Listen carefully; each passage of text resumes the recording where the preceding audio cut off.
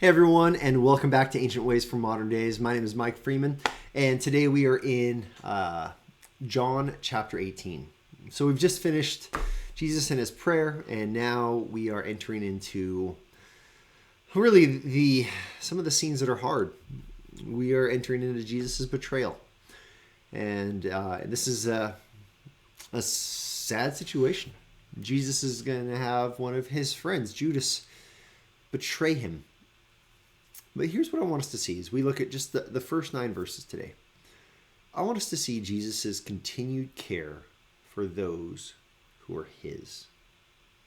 But this has got to be one of the worst moments in Jesus' entire life. He's this man that he has cared for, who has followed him, is now in this moment going to betray him and hand him over.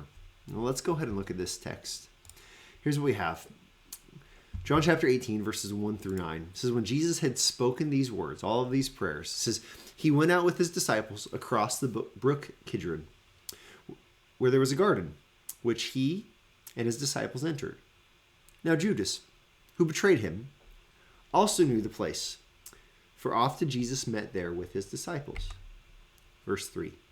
So Judas, having procured a band of soldiers and some officers from the chief priests and the Pharisees, went there with lanterns and torches and weapons. Then Jesus, knowing all that would happen to him, came forward and said to them, whom do you seek? They answered him, Jesus of Nazareth. Jesus said to them, I am he. Judas, who betrayed him, was standing with them. When Jesus said to them, I am he, they drew back and fell to the ground. So he asked them again, whom do you seek? And they said, Jesus of Nazareth. Now, this is incredible. He is not hiding. He is not running. He is not fleeing in terror. Jesus is just speaking plainly. In fact, his words have such power that it knocks these soldiers down. There's a trepidation on their behalf, and something's going on more than meets the eye in this moment where in his very words, they fall over. Well, they ask, he says again, who do you seek? And he says, I am he. And then verse 8, Jesus answered, I told you that I am he. So, look at this. If you seek me, let these men go. This was to fulfill the word that he had spoken. Of those whom you gave me, I have lost not one. This is interesting to me. And this is interesting on multiple levels, but I just think about this moment where Jesus is about to be betrayed. He's going to be abandoned. But in this moment, his concern is not, man, this cross, and oh man, this betrayal, and oh Judas, you've betrayed me. In this moment, look at what his concern is. He says, look, I am Jesus. I'm the one you're seeking. Let these brothers go. Don't arrest these disciples as well. Do not take them into captivity along with me. Let them go. And look, he's doing this because he's already said, I'm not going to lose one whom the Father has given me. Judas is the son of destruction. We've already seen this. He is not one that Jesus is losing because he's not one that has truly been given to him. He is the betrayer. But those who have trusted Jesus, who follow Jesus imperfectly even, Jesus says, look, these ones, let them go. I just am so appreciative of Jesus and his care for his disciples.